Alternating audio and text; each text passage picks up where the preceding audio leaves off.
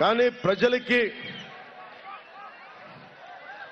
ఇబ్బంది కలిగిస్తే మటుకు, ప్రజాస్వామ్యానికి విఘాతం కలిగిస్తే మటుకు నా సొంత రక్తమైనా సరే నేను ఎదురు తిరుగుతాను. ప్రజాస్వామ్యానికి నేను ఇచ్చే విలువ. కానీ ఎందుకు భయపడాలి? మనకు హక్కు ఏంటి? ఎయిడెడ్ స్కూల్స్ మూసేశారు. 7,000 పైసలకు ఎయిడెడ్ స్కూల్స్, కాలేజీలు మూసేశారు.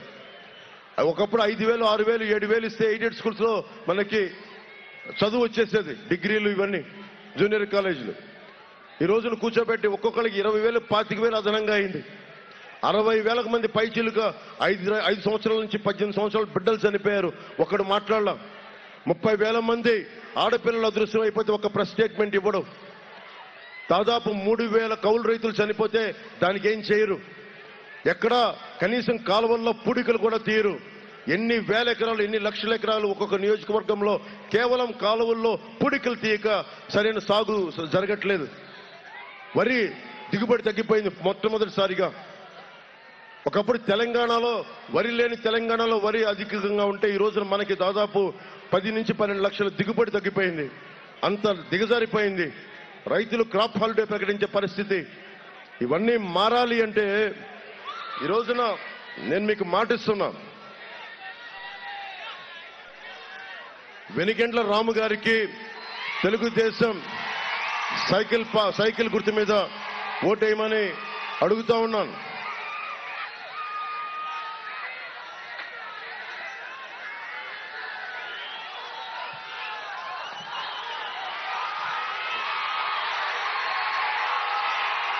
రెండు 2019 ఎన్నికల్లో వెనిగండ్ల రాము గారు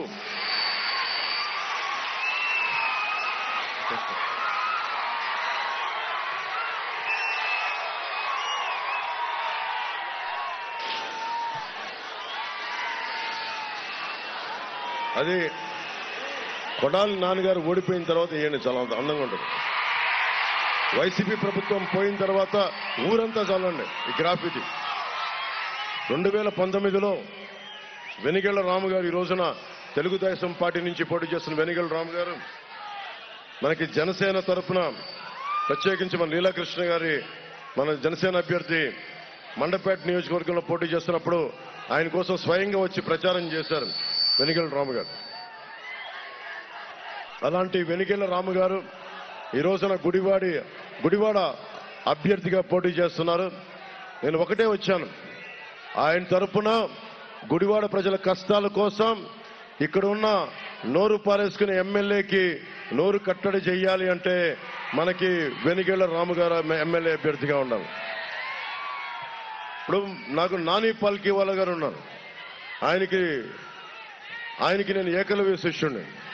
ఆయన పుస్తకాలు చదువుకొని ఎదిగాను. ఆయన ఒకటే మాట అన్నారు, ఈ దేశంలో దాడులకి, బూతులకి, రాజకీయ నాయకులు తిట్లే బూతులకి, దాడులకి ట్యాక్స్ కనుక విధిస్తే ఈ దేశంలో నిధులకి కొరత ఉండదు అని చెప్పి, ఒక్కొక్క వైసీపీ నాయకుడు తిట్టిన బూతులకి ఫైన్ కనుక విధిస్తే మొత్తం ఎడ్యుకేషన్ అంతా ఫ్రీగా ఇవ్వచ్చు. అన్ని బూతులు తిట్టారు, వాళ్ళ మీద ట్యాక్స్ వేస్తే. తిట్టిన ప్రతి తిట్టుకి కనుక ట్యాక్స్ వేయగలిగితే మనకు విద్య ఉచితంగా వచ్చేస్తుంది. కానీ ఈరోజు మొట్టమొదటిసారిగా ఎప్పుడు కూడా ఎమర్జెన్సీ కాలంలో ప్రతిపక్షాలు ఏకమైనవి. మనకి లోక్ నాయక్ జయప్రకాష్ నారాయణ గారిని నేను దృష్టిలో పెట్టుకొని, ఆయన ప్రభావితం అయిన వ్యక్తిని. అందుకని మనం విభిన్నమైన పార్టీలు, మనకి భేదాభిప్రాయాలు ఉంటాయి, పాలసీ భిన్నాభిప్రాయాలు ఉంటాయి.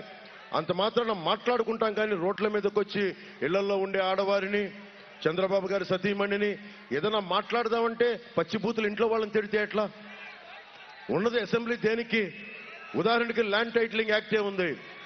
ల్యాండ్ టైటిలింగ్ యాక్ట్ లో అసెంబ్లీలో పెట్టి ప్రతిపక్షాలు గొంతు ఇవ్వాలి. ఏమో చంద్రబాబు గారు చెప్పేవారేమో, ఇవన్నీ తెలుగుదేశం నాయకులు చెప్పేవారేమో. ఈ సమస్య ఉంది, రేపు పొద్దున బ్యాంకుల్లో తాకట్టు పెట్టుకోవాలంటే ఎట్లా? ఇవన్నీ అడిగే ఒక డిబేట్ ఉంటుందా? డిబేట్ లేదు. ఏదైనా మాట్లాడితే ఇంట్లో కూర్చున్న ఆడవాళ్ళని తిడతారు, లేదంటే బెదిరిస్తారు. ఈ ప్రభుత్వం డబుల్ డి ప్రభుత్వం. దాడులు, దోపిడీలు, బూతులు తప్ప ఇంకేమీ చేయలేదు ఈ ప్రభుత్వం. వైసీపీ నాయకులందరికీ ఒకటే తెలియజేస్తున్నాం, ప్రజాస్వామ్యంలో ఒక స్థాయికి వచ్చాక భయపడరు ఎవరు, ఎదురు తిరుగుతారు ఎవరైనా సరే.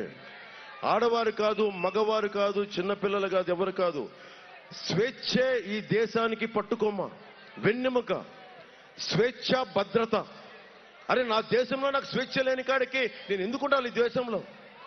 చాలా మంది టీడీపీ మద్దతుదారులు 2019లో నేను అమెరికాకి వెళ్ళినప్పుడు మాకు ఇక్కడ జగన్ వచ్చేసాడని ఇంక మేము రాలేము ఆంధ్రప్రదేశ్కి, మమ్మల్ని ఇబ్బంది పెడుతున్నాడంటే ఒకటే చెప్పా, మనం ఒక చెట్టు మీద ఆనుకున్న పక్షుల్లా గూళ్ళు పెట్టుకుంటే చిన్నపాటి గాలి వానొస్తే ఎగిరిపోతాం. అలాగే ఏదైనా కూర్చోబెట్టి మనకు సంబంధం లేదంటే ఎగిరిపోతాం పక్షుల్లాగా. అరే మనం వేళ్ళూనుకున్న చెట్టులాగా, భూమికి వేళ్ళూనుకున్న మనుషులం మనం. కృష్ణా నదిలాగా ఇక్కడ అంటి పెట్టుకున్న వాళ్ళం. మన నేలని విడిచి, మన ఆంధ్రాని విడిచి ఎక్కడికి పారిపోతాం మనం? జగన్ చూసి భయపడాలా? వైసీపీ గుండాలను చూసి భయపడాలా? వైసీపీ నాయకులను చూసి భయపడాలా? ఎందుకు భయపడతాం? ఎవరికైనా దమ్ము ధైర్యం లేకపోతే ఈ సమాజంలో మనకు బతికేందుకు? నేను మీకు ఉన్నదే అన్ని తెగించి వచ్చాను, మీ గుండెల్లో ధైర్యం నింపడానికి వచ్చాను. ధైర్యం ఇప్పటం సభకి అనుమతిస్తే ఎంత దిగజారుడు ప్రభుత్వం అంటే, మనకు సభ కోసం స్థలం ఇచ్చినందుకు రైతుల్ని పొట్టగొట్టింది. రైతులు ఇళ్లు కూల్చేశారు. రోడ్డు అవసరం లేని కాడి చోట రోడ్లు కూల్చేశారు. ఎవరన్నా మాట్లాడితే బెదిరిస్తారు. ఈ బెదిరింపులు ఆగిపోతాయి కరెక్ట్గా 9-10 రోజులే, అంతమించి ఇంక లేదు. మన పోరాటానికి నేను పార్టీ పెట్టినప్పుడు నాకు నిజంగా తెలియదు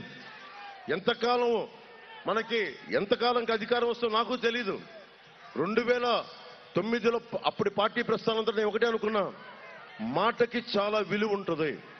ఒకసారి మాటిస్తే ప్రాణాలు పోవాలి కానీ వెనక్కి తీసుకోకూడదు.